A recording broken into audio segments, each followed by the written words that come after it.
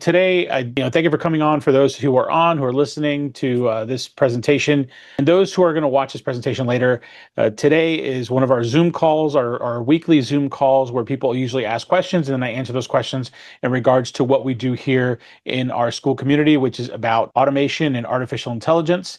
Today, I'm going to touch more about automation, and then I might throw in a little bit of artificial intelligence in there. I want to focus on one of the biggest processes when it comes to a business, when starting a new business or even building a new business or building a business, is sales.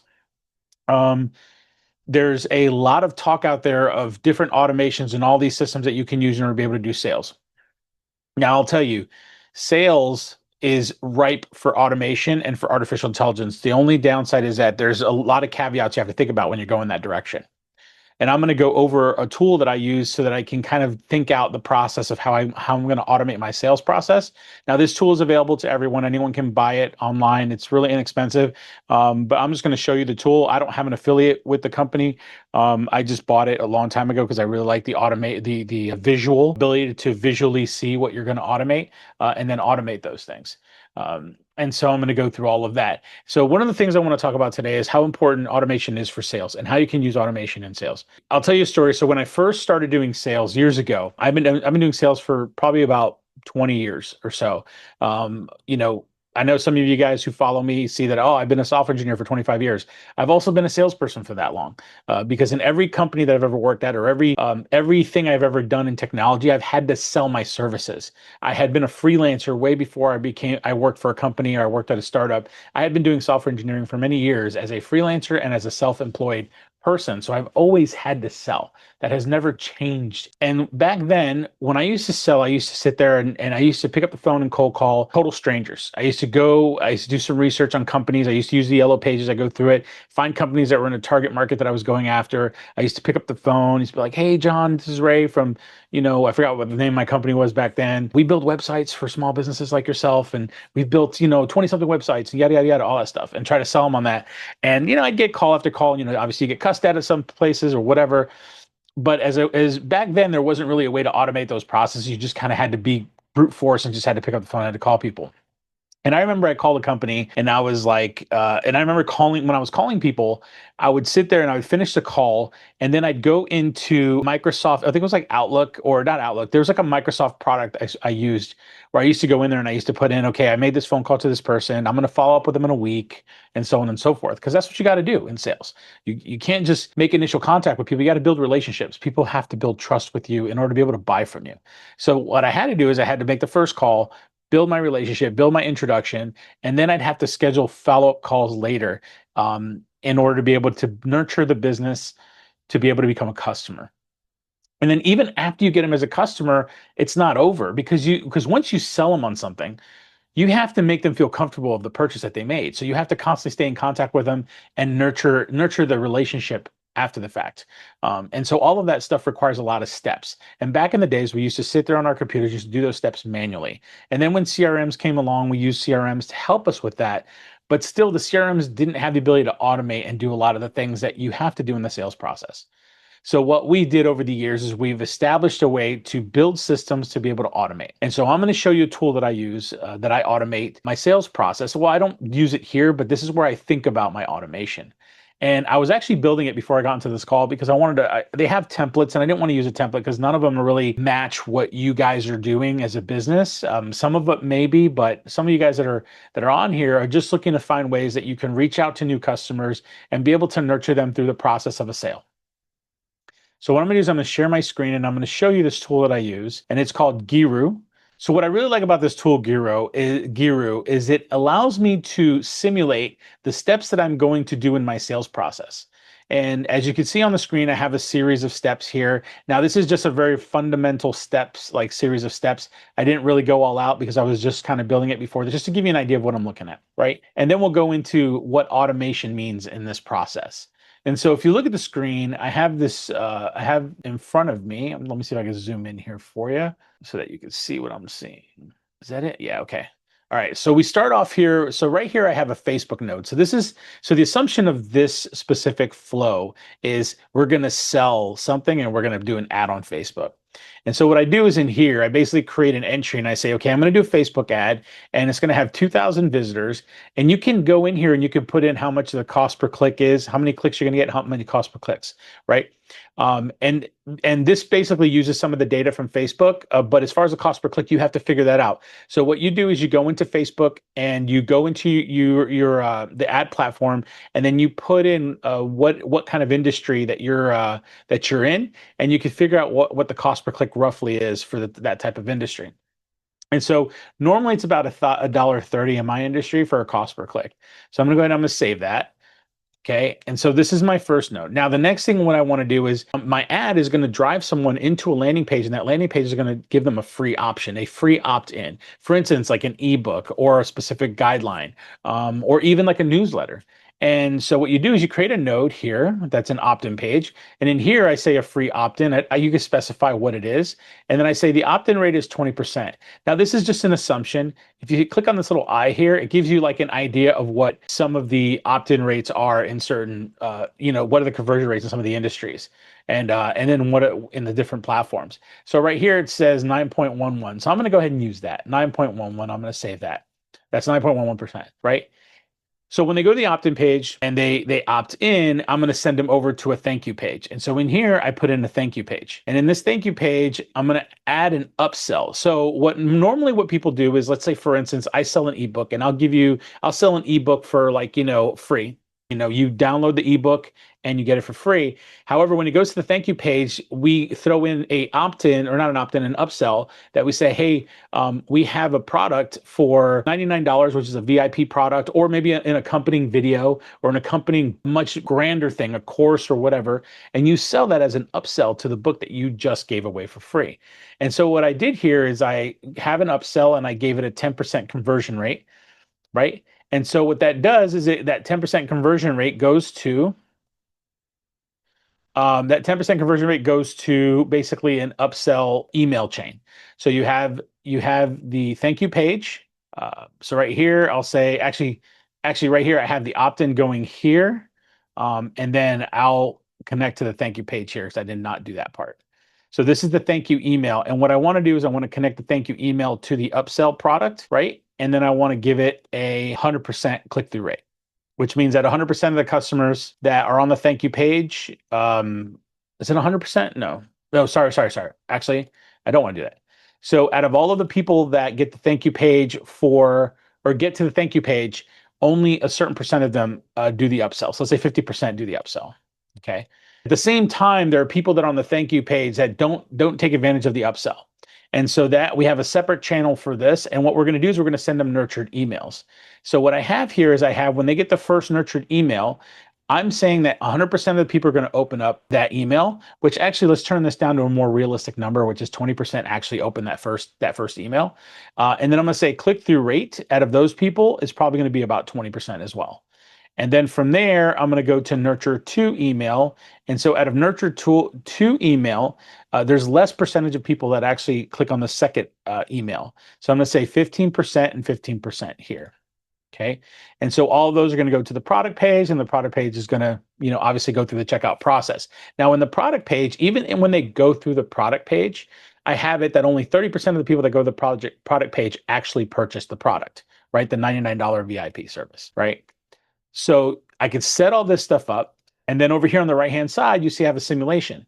So in this thing, I can simulate, in this product, Geru, I can simulate how much am I going to spend for those 2,000 people, and it's going to tell me how much I'm going to make out of those 2,000 people. So if I click the button that says simulate, it's actually going to run through all the calculations through the flow, right? And it's going to come up with the total amount. If I scroll down to the bottom, you'll see that my cost per acquisition is $520. My average order value is going to be $99 because that's the actual product, right? And it says my return on investment is basically less than 19%. And then my revenue is only $495. So I'm definitely going to lose money on this deal, right? So that's where you have to start going in. Okay, so what happens if I up my advertisement? Let's say if I up my advertisement to 5,000 people. So I get 5,000 click-throughs. Okay. Now, normally mathematically, you probably think, oh my God, we're just going to lose more money. right? But the reality is that based on percentages, you might actually earn more. It's a curvature of revenue and cost, right? And at some point it breaks even. It could be a high number, but at some point it breaks even. So I'm going to go ahead and I'm going to simulate this. And you can see where now my profit is negative 5,000. So I'm definitely losing money. So what this does, by the way, and by the way, we haven't automated anything. We haven't done anything. This is all simulation.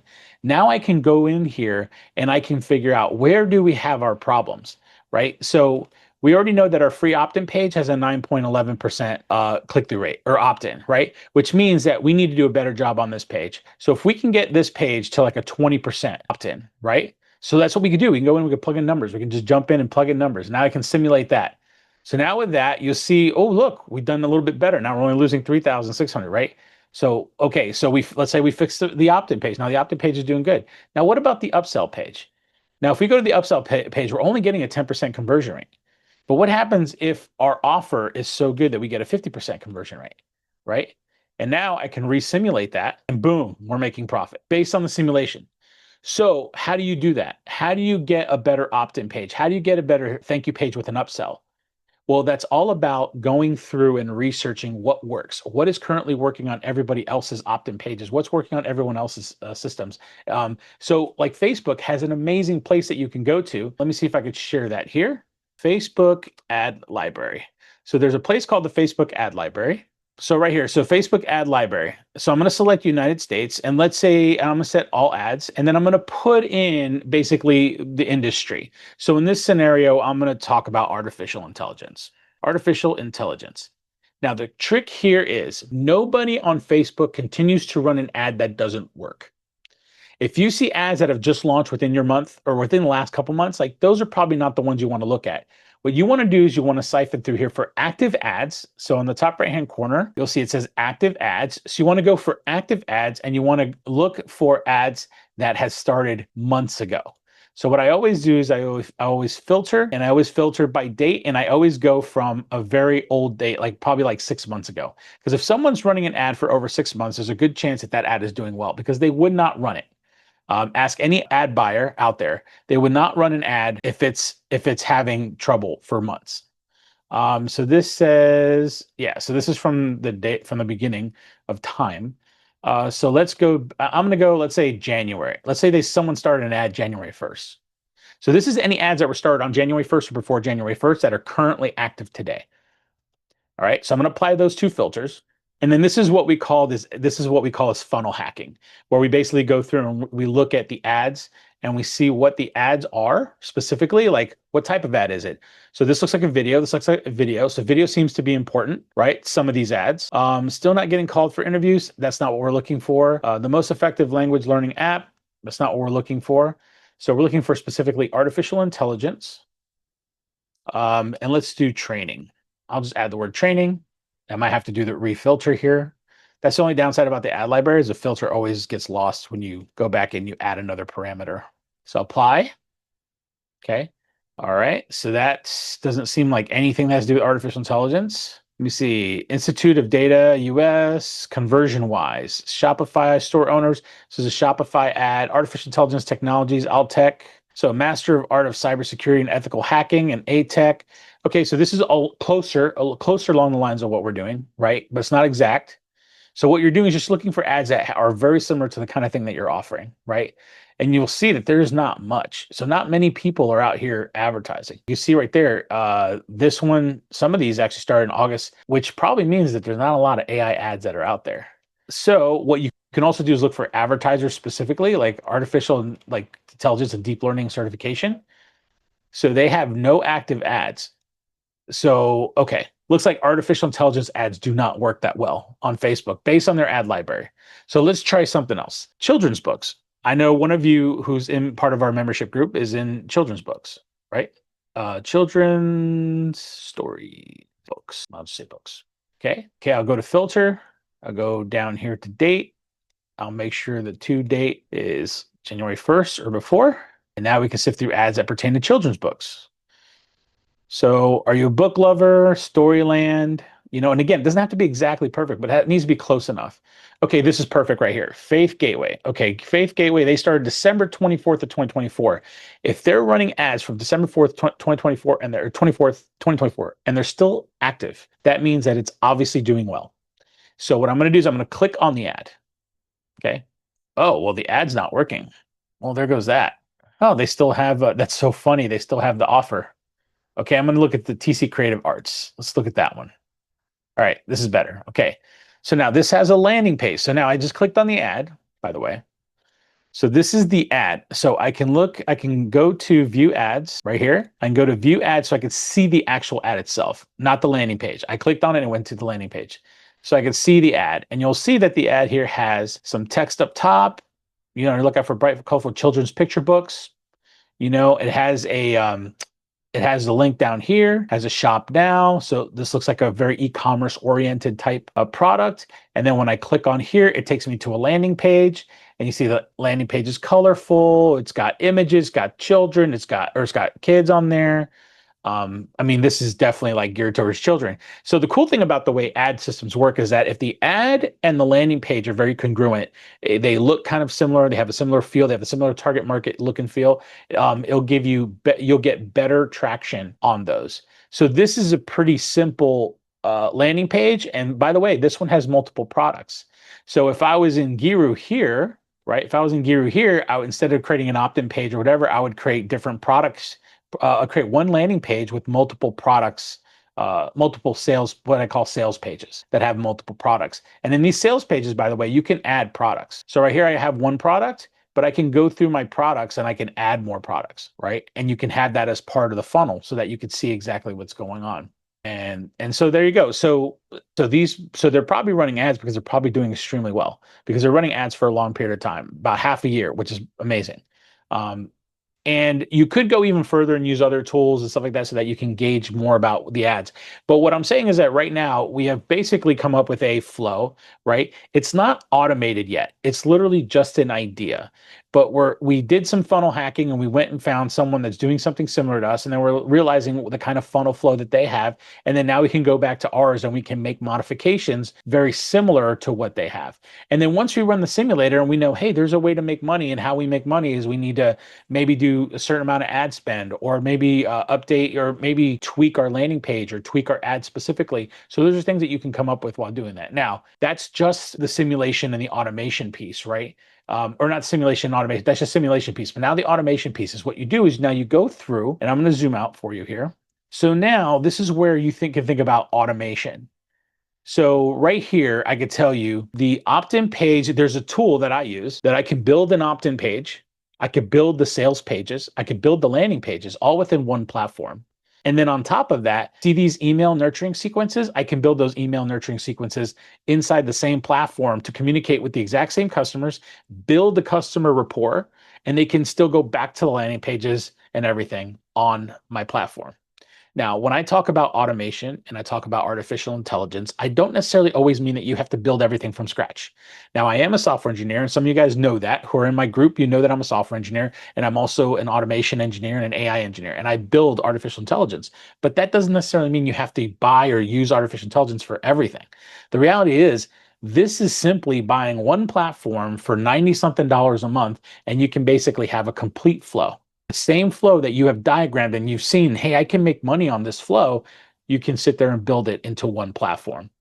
Now, there's different platforms out there. I use Apollo IO when I'm doing outbound sales, but the platform that I would use this for, this specific feature, or these features to do exactly what we're doing, let's say if I am selling children's books, I would be using something like a ClickFunnels. Some of you guys will use Go High Level. Go High Level is cool, but it's very extensive. You have to be, it requires a lot more work. ClickFunnels to me seems to be a lot more simple and a lot more user-friendly. And again, you don't have to buy those platforms. You can use a dang WordPress site for all you want. Right? It's just the fact is you want to automate as much as this is possible. So I would use a platform that has all these series of automations. And that's why I always tell people use ClickFunnels for that, because I can tell you with the ClickFunnels, you can have your opt-in page or your landing page. You can have your product pages. You can sell your products inside of ClickFunnels. You can also nurture your clients with automated emails inside of ClickFunnels. You can create newsletters inside of you can do a bunch of stuff within ClickFunnels. And I'm not usually hawking ClickFunnels like for everybody because not everything is a platform like ClickFunnels. But it's definitely one I would recommend for this specific scenario. Now, if you want to know more, if you want to find out how to, what you need to use for your business specifically, that's why we have this membership group. The membership group is just for you to ask me questions. Like, get on there and just chat with me. Ask me, like, what do you think about this? What do you think about that? Like, you have all the tools and all the knowledge and all the experience at your fingertips because I've done the work.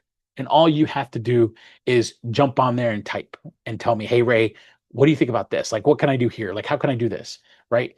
And that's what the whole membership group is about. That's what Digital Strike Hub is about. It's about the rapid deployment of technology and for you to be able to do what you need to do pretty quickly. And so I'm going to drop this video in our sales channel, in our sales classroom, so that you can take a look at it if you want to review this. If you are not in our group and you're watching this video, let's say on YouTube or something like that, like click the link below in the description. It's our school community. If you go to the school community and become a member, then you can have access to this video and many other videos about how to do everything that I'm showing. And we're going to be going over different areas of business. We're going to be going sales, media buying, marketing, all that kind of stuff. And so this one is specifically geared towards sales.